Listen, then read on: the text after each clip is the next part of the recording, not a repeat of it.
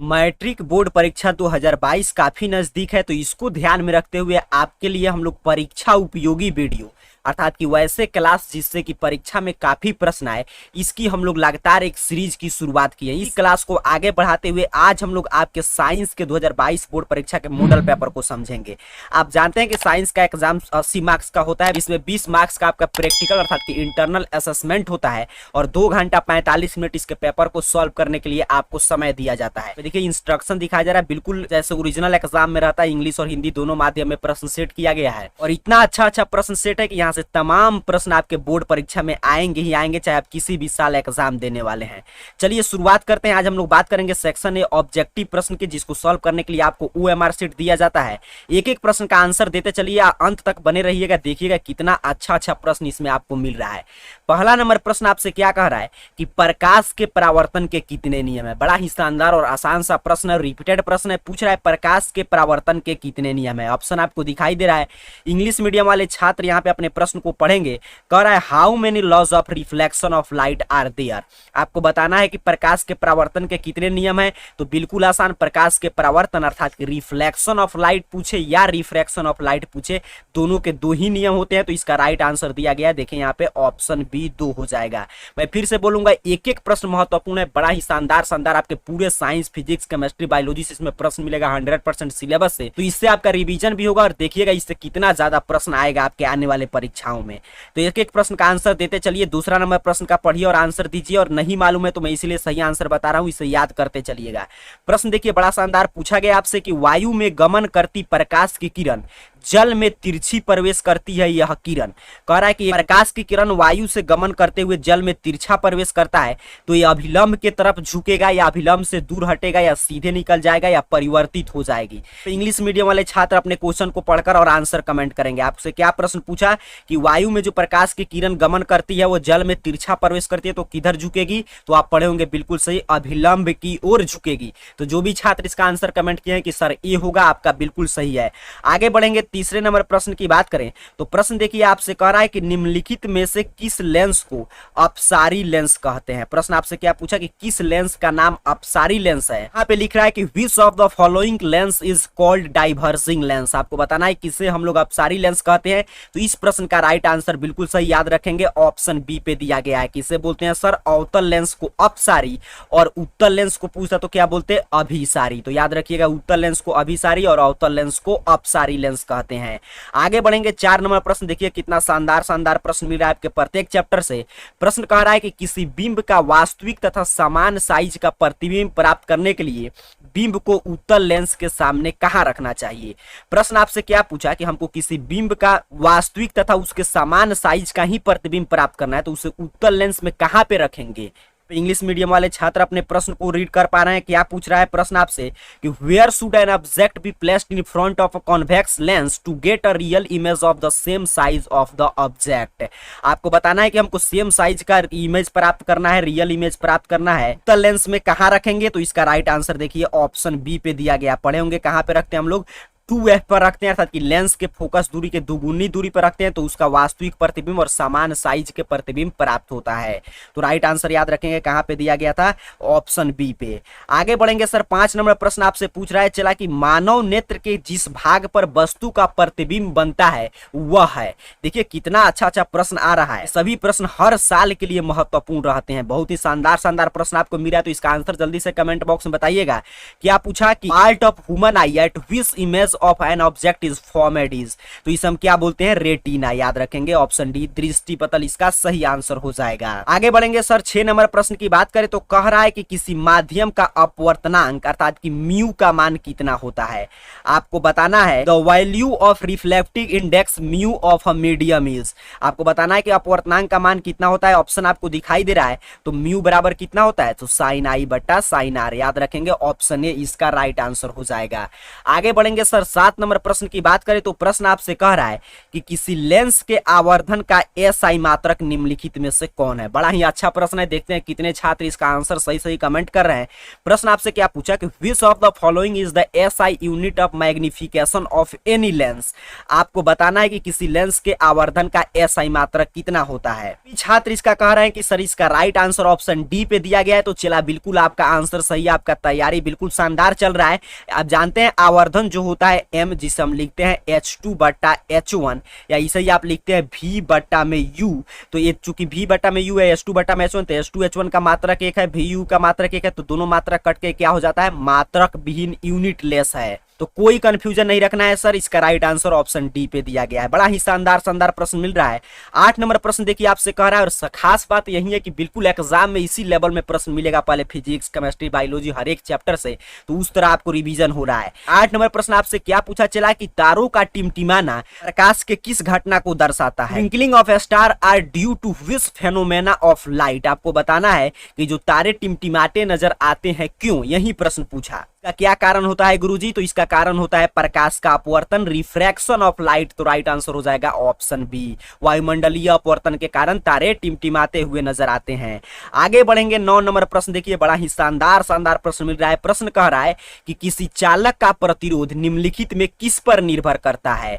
आपको बताना है कि एक चालक का प्रतिरोध R जो है किस किस पर निर्भर करता है। ऑप्शन ए है चालक की लंबाई पर, ऑप्शन बी है चालक के अनुप्रस्थ काट के क्षेत्रफल पर, ऑप्शन सी है चालक पदार्थ की प्रकृति पर, डी में है उपयुक्त सभी पर। जल्दी से इसका आंसर बताइएगा।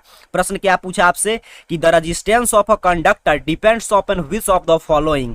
आपको बताना है कि इसमें से किसमें किसी का रेजिस्टेंस अर्थात कि आर किस पे निर्भर करता है। इस प्रश्न का राइट आंसर अगर आप पढ़े होंगे तो कहिएगा सर ऑप्शन डी होगा, ऑल ऑफ द अबव, उपयुक्त सभी पर। आप पढ़े होंगे चालक का प्रतिरोध चालक की लंबाई पर, चालक के अनुप्रस्थ काट के क्षेत्रफल पर, चालक पदार्थ की प्रकृति पर, उसके साथ साथ चालक के ताप पर भी निर्भर करता है। तो राइट आंसर इसका आपको क्या याद रखना है, option D, all of the above. आगे बढ़ेंगे 10 नंबर प्रश्न की बात करें सर, तो प्रश्न आपसे पूछ रहा है कि निम्नलिखित में कौन विद्युत शक्ति का एसआई मात्रक है। विच of the following is the SI unit of electric power. बड़ा ही शानदार प्रश्न, जल्दी से बताइएगा, सभी छात्र इसका आंसर कमेंट करेंगे। इस कह रहे हैं कि इसका sir right answer option A पे दिया गया है। चला आपका बिल्कुल राइट आंसर है। इसका सही आंसर क्या होगा, वाट। विद्युत शक्ति इलेक्ट्रिक पावर का एसआई मात्रक होता है वाट, और इसे हम किसे सूचित करते हैं, पी से। और 1 वाट बराबर कितना होता है, तो कहिएगा सर 1 जूल बटा में 1 सेकंड। ये भी प्रश्न पूछा जाता है कि 1 वाट को परिभाषित करें, 2 अंक में भी पूछता है, तो 1 जूल बटा 1 सेकंड होता है। आगे बढ़ेंगे सर 11 नंबर प्रश्न आपसे कह रहा है कि विद्युत परिपथ में विद्युत धारा को मापने के लिए निम्नलिखित में से किस युक्ति का उपयोग होता है। बड़ा ही अच्छा प्रश्न है। आपसे कह रहा है कि which of the following device is used to measure electric current in a circuit. आपको बताना है कि किसी विद्युत परिपथ में हमको इलेक्ट्रिक करंट को मापना है, तो उसको किस डिवाइस का प्रयोग करेंगे, किस युक्ति का प्रयोग करेंगे, तो बिल्कुल सही आमीटर। किसका प्रयोग करते हैं सर, आमीटर। और वही पूछता है कि विद्युत हमको विभवांतर मापना है, विभव मापना है, तो किसका प्रयोग करते हैं, वोल्टामीटर। तो याद रखिएगा 11 नंबर प्रश्न का राइट आंसर हो जाएगा ऑप्शन सी, एमीटर। आगे बढ़ेंगे सर 12 नंबर प्रश्न देखिए, आपसे क्या कहा कि फ्यूज तार के लिए निम्नलिखित में कौन सा कथन सत्य है। विच of the following statement is true for a fuse wire. ये ऑप्शन आपको दिखाई दे रहा है, जल्दी से बताइएगा इसमें से क्या सही है फ्यूज तार के लिए। तो इसका राइट आंसर दिया गया है ऑप्शन सी। फ्यूज तार का जो होता है प्रतिरोध अधिक और गलनांक कम होते हैं, तो राइट आंसर हो जाएगा ऑप्शन सी। क्या होता है फ्यूज तार का, प्रतिरोध अधिक और गलनांक कम होता है, तो ऑप्शन सी राइट आंसर हो जाएगा। एक एक प्रश्न महत्वपूर्ण है, आंसर देते चलिए, नहीं मालूम है तो याद करते चलिए। देखिए हर चैप्टर से प्रश्न मिलेगा, बिल्कुल एग्जाम में सही प्रश्न पत्र आपको देखने को मिलेंगे। कह रहा है 13 नंबर प्रश्न की निम्नलिखित पदार्थों में कौन चुंबकीय पदार्थ नहीं है। विच of the following substance is not a magnetic material. आपको बताना है कि कौन चुंबकीय पदार्थ नहीं है। जो भी छात्र कह रहे हैं कि सर इसका राइट आंसर ऑप्शन सी होगा, तो आपका बिल्कुल सही है। पीतल जो है, ब्रास जो है, ये चुंबकीय पदार्थ नहीं है। बाकी लोहा, निकेल, कोबाल्ट, ये सभी क्या है, चुंबकीय पदार्थ हैं।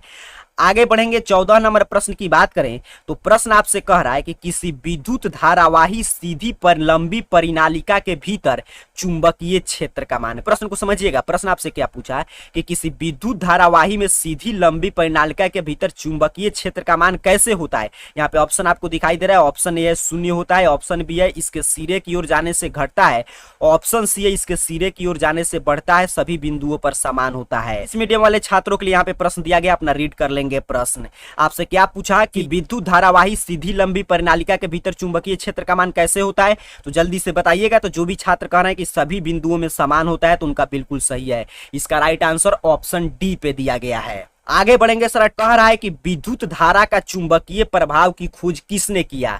आपको बताना है कि विद्युत धारा के चुंबकीय प्रभाव का खोज किसने किया। Who discovered the magnetic effect of electric current. तो विद्युत धारा के चुंबकीय प्रभाव की खोज किसने किया था सर, ऑरस्टेड ने। तो इसका राइट आंसर हो जाएगा ऑप्शन ए। ऑरस्टेड का विद्युत चुंबकीय प्रभाव का नियम भी पढ़े होंगे। आगे बढ़ेंगे 16 नंबर प्रश्न की बात करें तो कह रहा है कि इनमें से कौन जैव मात्रा ऊर्जा स्रोत का उदाहरण नहीं है। कौन सा जैव मात्रा ऊर्जा स्रोत का उदाहरण नहीं है, यही आपको बताना है। कह रहा है which of the following is not an example of biomass energy source. इसमें से कौन बायोमास एनर्जी सोर्स का उदाहरण नहीं है, जल्दी से बताइएगा। तो ध्यान से देखेंगे तो ऑप्शन सी नाभिकीय ऊर्जा जो है ये बायोमास अर्थात कि जैव मात्रा ऊर्जा स्रोत का उदाहरण नहीं है। तो इसका राइट आंसर हो जाएगा ऑप्शन सी।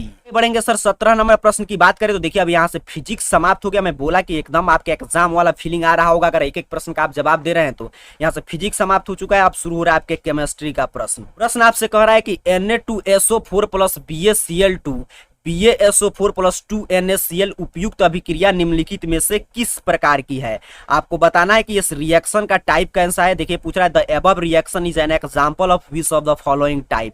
रिएक्शन यहाँ पे आपको दिखाई दे रहा है। इस प्रश्न का राइट आंसर दिया गया है ऑप्शन बी पे। इसका राइट आंसर क्या होगा, डबल डिस्प्लेसमेंट रिएक्शन अर्थात कि द्विविस्थापन अभिक्रिया है। यहाँ पे देख लीजिए 2 बार विस्थापन हो रहा है तो द्विविस्थापन अभिक्रिया है। आगे बढ़ेंगे 18 नंबर प्रश्न की बात करें तो प्रश्न आपसे कह रहा है कि अम्लीय वर्षा का जल का पीएच मान क्या होना चाहिए। What should be the pH value of acid rain water. देखिए मैं शुरू में बोला कि जो भी आप पढ़ते हैं जो वीवीआई प्रश्न होता है वहीं सेम टू सेम प्रश्न पूछा जा रहा है।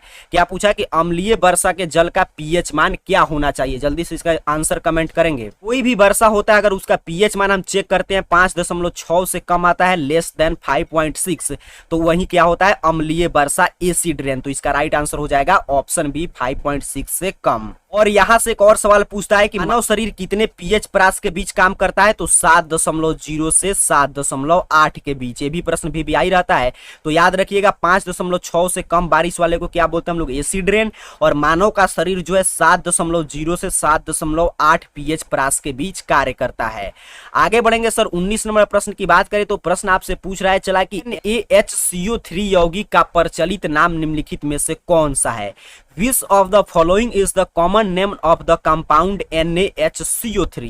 आपको बताना है कि NaHCO3 का जनरल यूज में क्या नाम लेते हैं, बहुत बार पूछा गया प्रश्न है, जल्दी से बताइएगा। इसे हम क्या कहते हैं सर, बेकिंग सोडा। तो राइट आंसर हो जाएगा ऑप्शन बी। बिल्कुल आसान और लेकिन महत्वपूर्ण प्रश्न था, NaHCO3 पूछा था तो इसलिए हम बोलते हैं बेकिंग सोडा अर्थात कि क्या बोलते हैं खाने वाला सोडा, सोडियम बाइकार्बोनेट या सोडियम हाइड्रोजन कार्बोनेट इसी का नाम है क्योंकि H आ रहा है। आगे बढ़ेंगे सर 20 नंबर प्रश्न की बात करें तो सभी प्रश्न बड़ा शानदार मिल रहा है। प्रश्न देखिए जब अच्छा मिलता है तो उसको पढ़ाने और पढ़ने दोनों में मन लगता है। प्रश्न आपसे क्या पूछ रहा है कि अपच का उपचार करने के लिए निम्नलिखित में से किस औषधि का उपयोग करते हैं।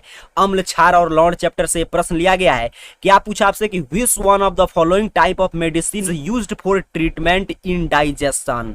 आपको बताना है कि अपच का उपचार करने के लिए कौन सा औषधि लेते हैं, तो बिल्कुल सही इसका राइट आंसर ऑप्शन सी है। उसे हम क्या बोलते हैं, एंटी एसिड। तो राइट आंसर हो जाएगा ऑप्शन सी। बढ़ेंगे सर 21 नंबर प्रश्न की बात करें तो फिर उसी चैप्टर से प्रश्न आ गया। चींटी के डंक एक अम्ल छोड़ जाते हैं जिनके कारण जलन और दर्द का अनुभव होता है, यह अम्ल निम्नलिखित में से कौन सा है। An ant lives an acid which cause pain and irritation, Which one of the following is that acid। अर्थात कि कुल मिलाकर पूछे तो घुमा फिरा कर ये प्रश्न आपसे पूछ रहा है कि चींटी के डंक में कौन सा अम्ल पाया जाता है। बस वही प्रश्न है, जल्दी से इसका आंसर बताइएगा। जो भी छात्र कमेंट कर रहे हैं कि सर इसका राइट आंसर ऑप्शन ए पे दिया गया है, आपका बिल्कुल सही है। चींटी के डंक में मेथनोइक अम्ल, याद रखेंगे चींटी का डंक, नेटल का डंक, इस सब में क्या पाया जाता है, मेथनोइक अम्ल। तो इसका राइट आंसर देखें यहाँ पे ऑप्शन ए पे दिया गया था।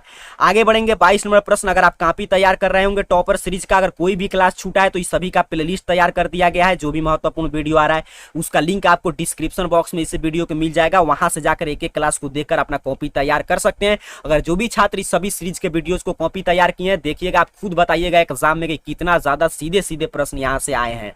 22 नंबर प्रश्न आपसे क्या पूछा कि ऑक्जेलिक अम्ल निम्नलिखित में से किस में पाया जाता है। Oxalic acid is found in which of the following. आपको बताना है कि ऑक्जेलिक अम्ल किस में पाया जाता है। इसका राइट आंसर ऑप्शन ए पे दिया गया है, टोमेटो अर्थात कि टमाटर में ऑक्जेलिक अम्ल पाया जाता है। आगे बढ़ेंगे 23 नंबर प्रश्न भी बिल्कुल रिपीटेड प्रश्न है। प्रश्न आपसे कह रहा है कि CaSO4 हाफ H2O निम्नलिखित में से किस यौगिक का रासायनिक सूत्र है। CaSO4 half H2O is the chemical formula of which of the following. आपको बताना है किस केमिकल फॉर्मूला लिखा गया है, जल्दी से बताइएगा। ऑप्शन आपको दिखाई दे रहा है, संगमरमर का है कि ब्लीचिंग पाउडर का कि प्लास्टर ऑफ पेरिस का कि जिप्सम का। तो CaSO4 half H2O plaster of Paris POP का होता है, तो इसका राइट आंसर हो जाएगा POP अर्थात कि प्लास्टर ऑफ पेरिस। और वहीं हाफ H2O हट जाता है CaSO4 2H2, तो ये क्या बन जाता है, जिप्सम। तो राइट आंसर इस प्रश्न का फिलहाल आपको याद रखना है सर, ऑप्शन सी पे दिया गया है। आगे बढ़ेंगे, देखिए आपसे कितना अच्छा प्रश्न पूछा। 24 नंबर प्रश्न पूछ रहा है चला आपसे कि निम्नलिखित में कौन सी धातु कमरे के तापमान पर तरल अवस्था में पाया जाता है। बड़ा ही शानदार प्रश्न है, धातु के अपवाद से प्रश्न पूछा है। अगर आप पढ़े होंगे कि धातु जनरली ठोस अवस्था में पाए जाते हैं, तो पूछ रहा है कौन सा ऐसा धातु है जो कमरे के तापमान पर भी तरल अवस्था में पाया जाता है। तो इंग्लिश मीडियम वाले छात्रों के लिए प्रश्न दिया गया है कि which of the following metals is found in liquid state at room temperature. तो इसका राइट आंसर क्या होता है, अपवाद आप पढ़े होंगे पारा, क्या होगा, पारा। ऑप्शन ए मरकरी इसका राइट आंसर हो जाएगा, ऑप्शन ए।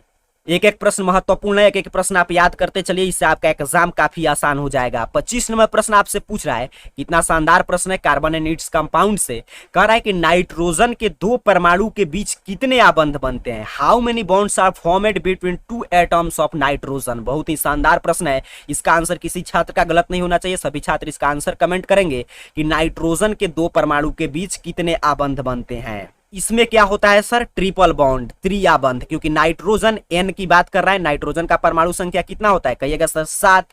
और इसका आप इलेक्ट्रॉनिक विन्यास लिखेंगे तो 2 8 ऐसे होता है, तो 2 इसमें आ गया 5। तो इसको कितना और चाहिए बाह्य कक्षा में इलेक्ट्रॉन को पूरा करने के लिए, तो 8 चाहिए, अर्थात कि 3 और चाहिए, 5 है। तो ये दो, जैसे ही 2 नाइट्रोजन परमाणु मिलेंगे तो 3-3 का पेयर होगा, तो कौन सा बॉन्ड बन जाएगा, ट्रिपल बॉन्ड। बिल्कुल ही शानदार। देखिए कार्बन एंड इट्स कंपाउंड जो आपका चैप्टर है, बिल्कुल मैथ में बेस्ट प्रश्न है, उससे आसान कोई चैप्टर नहीं है। अगर उसको आपको समझ लेते हैं तो उसमें कुछ भी याद करने की आवश्यकता नहीं पड़ता है। 26 नंबर प्रश्न आपसे कह रहा है सर कि निम्नलिखित में से कौन विद्युत का सुचालक है। ये भी देखिए अपवाद से, तो धातु अधातु जो आप चैप्टर पढ़ते हैं उसमें जो भी अपवाद है उसको आपको बिल्कुल रट जाना है। और आपके कोचिंग में पढ़ाई हुआ नहीं हुआ उससे कोई मतलब नहीं है। अगर आपका जो टेक्स्ट बुक है, ओरिजिनल टेक्स्ट बुक अगर आप पढ़ रहे हैं किसी भी पब्लिकेशन का, तो देखिए जो ओरिजिनल बुक है उससे सीधे सीधे प्रश्न आ रहे हैं। क्या पूछा आपसे कि which of the following is good conductor of electricity. धातु के अपवाद पढ़ते हुए आप पढ़े होंगे graphite. Right answer option B पे दिया गया है, क्या हो जाएगा सर, ग्रेफाइट। आगे बढ़ेंगे 27 नंबर प्रश्न भी देखिए बड़ा शानदार है, इलेक्ट्रॉनिक विन्यास से प्रश्न है। कह रहा है कि कार्बन के सबसे बाहरी कोष में इलेक्ट्रॉन की कुल संख्या निम्नलिखित में से क्या होती है। क्या पूछा चला आपसे प्रश्न कि कार्बन परमाणु के बाहरी कोष में अर्थात कि बाह्यतम कोष में इलेक्ट्रॉन की कुल संख्या कितना होता है, जल्दी से बताइएगा। अभी मैंने सिखाया इलेक्ट्रॉनिक विन्यास पे प्रश्न है। प्रश्न आपसे कर रहा है कि which of the following is the number of electrons in the outer most orbit of carbon. Carbon का पूछा है तो इसको ध्यान से समझिएगा। कार्बन का परमाणु संख्या आपको याद रखना है, कितना होता है सर, 6। इलेक्ट्रॉनिक विन्यास लिखेंगे, प्रथम कक्ष जो है 2 से पूरा हो जाएगा। दूसरे में 8 इलेक्ट्रॉन चाहिए, लेकिन इसमें से कितना बचा, 4। तो हमको उसे नहीं पूछा क्या बॉन्ड बना रहा है, पूछ रहा है कि कितने बाह्यतम कक्ष में इलेक्ट्रॉन है, तो 4। तो राइट आंसर कितना हो जाएगा, ऑप्शन बी 4। आगे बढ़ेंगे 28 नंबर प्रश्न की बात करें तो प्रश्न आपसे कह रहा है कि एल्कीन का सामान्य सूत्र निम्नलिखित में से कौन सा है। ये भी प्रश्न आपको याद रखना है कि आपसे प्रश्न पूछा कि which of the following is the general formula of N alkene. देखिए ध्यान से, एल्कीन पूछा है, एल्केन एल्काइन नहीं है, यहाँ पे ध्यान से देख पा रहे हैं। और 4 ऑप्शन है, जल्दी से इसका आंसर कमेंट कीजिएगा कि एल्कीन का सामान्य सूत्र क्या होता है। इस प्रश्न का राइट आंसर है, देखिए हर एक चैप्टर जो ये आपका चैप्टर है carbon and and its compound, एक काफी अच्छा चैप्टर, इसे काफी प्रश्न आते हैं और कोई भी चैप्टर हटाया नहीं गया, जानते हैं सिलेबस से, तो इस चैप्टर को बिल्कुल गंभीरता से पढ़िएगा। तो एल्कीन पूछा था, तो राइट आंसर ऑप्शन सी है, CnH2n क्या होता है, एल्कीन का सामान्य सूत्र। आगे बढ़ेंगे, 29 नंबर प्रश्न आपसे कह रहा है कि समान आणविक सूत्र लेकिन विभिन्न संरचनाओं वाले यौगिक निम्नलिखित में से क्या कहलाते हैं। Compounds having same molecular formula but different structure are known as which of the following. प्रश्न को ध्यान से समझिएगा। प्रश्न आपसे क्या पूछा कि ऐसे यौगिक जिसका मॉलिक्यूलर फार्मूला अर्थात कि आणविक सूत्र जो है एक समान है, बट उसका स्ट्रक्चर फार्मूला, देखिए यहाँ पे लिखा है विभिन्न संरचनाओं, अर्थात कि उसका स्ट्रक्चर फार्मूला अलग है, उसे हम क्या कहते हैं, उसे क्या बोलेंगे। यहाँ पे ऑप्शन आपको दिखाई दे रहा है, 4 ऑप्शन है, जल्दी से बताइएगा। इसमें कोई भी कंफ्यूजन नहीं रहना। जो भी छात्र कह रहे हैं कि सर इसका राइट आंसर ऑप्शन डी हो जाएगा, आपका बिल्कुल सही है। बस समझिए आपका तैयारी बिल्कुल शानदार है। नॉन ऑफ दिस, इनमें से कोई नहीं, क्योंकि वैसे कंपाउंड जिनका मॉलिक्यूलर फार्मूला अर्थात कि आणविक सूत्र समान होता है और उसके साथ साथ उनका डिफरेंट स्ट्रक्चरल फार्मूला होता है, उनका संरचना जो है विभिन्न होता है, तो उससे हम बोलते हैं समावयी। क्या बोलते हैं, समावयी, आइसोमर्स, और इस घटना को बोलते हैं आइसोमोरिज्म अर्थात की समावयता। आगे बढ़ेंगे, 30 नंबर प्रश्न की बात करें तो प्रश्न आपसे कह रहा है कि मेंडलीफ ने आवर्त नियम के अनुसार तत्वों के गुणधर्म निम्नलिखित में से किसके आवर्ती फलन होते हैं। अर्थात कि मेंडलीफ ने आवर्त नियम क्या दिया था, यही प्रश्न आपसे पूछा है। According to Mendeleev periodic law, properties of elements are the periodic function of which of the following. तो मेंडलीफ का आप आवर्त सारणी नियम पढ़े होंगे, तो उसमें आपको बताया गया होगा कि मेंडलीफ ने बताया था कि तत्वों के गुणधर्म उनके परमाणु द्रव्यमान के आवर्ती फलन होते हैं। तो राइट आंसर किस पे दिया गया, एटॉमिक मास, ऑप्शन बी। क्या मेंडलीफ ने नियम दिया था कि तत्वों के गुणधर्म उनके परमाणु द्रव्यमानों के आवर्ती फलन होते हैं। The properties of elements are the periodic function of their atomic masses. तो इसे आपको याद रखना है। तो राइट आंसर परमाणु द्रव्यमान। आधुनिक आवर्त सारणी पूछता तो क्या होता है, एटॉमिक नंबर। आगे बढ़ेंगे, देखिए बिल्कुल साइंस या कोई भी विषय 10th का बिल्कुल आसान है। अगर आपको समझा कर पढ़ाया जाता है, अगर आप समझ कर पढ़ते हैं, तो ये तो हम लोग सिर्फ ऑब्जेक्टिव पढ़े, मैं कॉन्सेप्ट पढ़ाने की बात कर रहा हूं। तो आप कहीं पे भी कोचिंग लेते होंगे या स्कूल जाते होंगे, तो वहां से आपका कोई भी दिक्कत नहीं होगा, बिल्कुल शानदार। क्योंकि देखिए मैं देख रहा हूं कि हम लोग जो ऑफलाइन क्लासेस के छात्र इस वीडियो को देख रहे होंगे कि हम लोगों ने वहां पे फिजिक्स केमिस्ट्री समाप्त कर दिया है।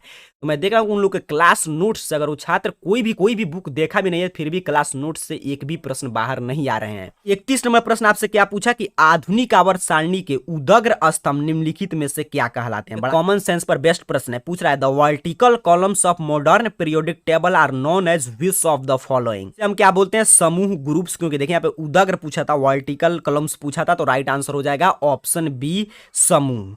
आगे बढ़ेंगे, 32 नंबर प्रश्न देखिए कह रहा है आपके केमिस्ट्री से ही कि अम्ल राज्य में सांद्र HCl और सांद्र HNO3 का अनुपात निम्नलिखित में से क्या होता है। आपसे क्या पूछा कि which of the following is the ratio of HCl and HNCO3 in aqua regia. आपको बताना जो एक्वारेजिया होता है अर्थात कि जो अम्ल राज होता है उसमें HCl और HNO3 का अनुपात क्या होता है, तो ये होता है 3:1। तो राइट आंसर हो जाएगा ऑप्शन डी, 3:1। आगे बढ़ेंगे सर, 33 नंबर प्रश्न की बात करें तो देखिए अब यहां तक आपसे केमिस्ट्री का प्रश्न था। 33 से देखिए बायोलॉजी का प्रश्न, बिल्कुल एग्जाम में भी इसी रूप में प्रश्न आएगा। प्रश्न आपसे क्या कह रहा है कि हरे पौधे कहलाते हैं, हरे पौधे, green plants are called as. तो हरे पौधे क्या कहलाते हैं, बिल्कुल आसान है, सोचना नहीं है, स्वपोषी। तो राइट आंसर हो जाएगा ऑप्शन ए, स्वपोषी। आगे बढ़ेंगे सर, 34 नंबर प्रश्न की बात करें तो आपसे कह रहा है कि छोटी आंत में पाए जाने वाले रसाकुर का क्या कार्य है। What is the function of villi of a small intestine. आपको बताना है कि जो छोटी आंत में रंसाकुर पाया जाता है। देखिए सभी में बोल रहा हूं, एनसीईआरटी अगर आप बुक पढ़ते होंगे तो वहां से तो सीधे प्रश्न एग्जाम में आते हैं, सीधे सभी प्रश्न वहीं से सेट किया गया है। तो पूछ रहा है आप रंसाकुर जो पाया जाता है छोटी आंत में पढ़े होंगे, उसे हम एक और नाम से जानते हैं, दीर्घरोम। किस नाम से जानते हैं, दीर्घरोम। क्या कार्य होता है, तो इसका फंक्शन होता है अवशोषण, एब्जॉर्बेशन। तो इसका राइट आंसर हो जाएगा ऑप्शन सी।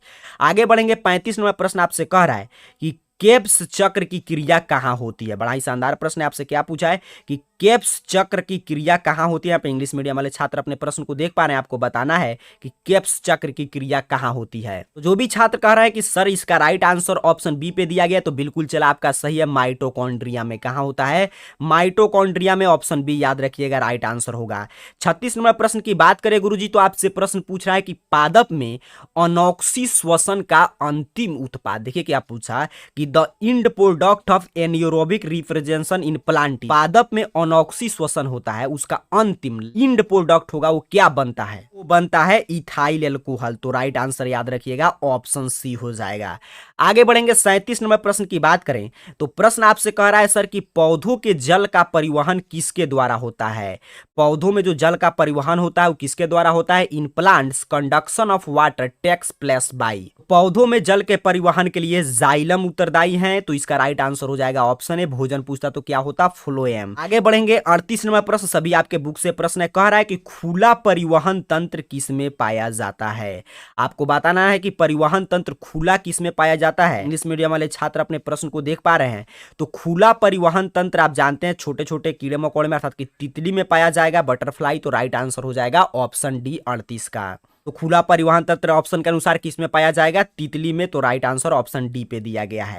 39 नंबर प्रश्न की बात करें सर तो आपसे कह रहा है कि इनमें से कौन पादप उत्सर्जी पदार्थ नहीं है? कौन इसमें से पादप उत्सर्जी प्रोडक्ट नहीं है, आपको बताना है। तो अगर आप बायोलॉजी पढ़े होंगे तो आप कहिएगा कि राइट आंसर ऑप्शन डी पे दिया गया है स्टार्च। स्टार्च जो है वो पादप उत्सर्जी पदार्थ नहीं। देखिए आप पढ़े हो या नहीं पढ़े हो, अब एग्जाम में बिल्कुल कम समय है तो जो भी प्रश्न बताया जा रहा है उसे याद करते चलिए। पढ़ने का ये भी तरीका होता है कि हम सीधे सीधे क्वेश्चन याद कर रहे हैं।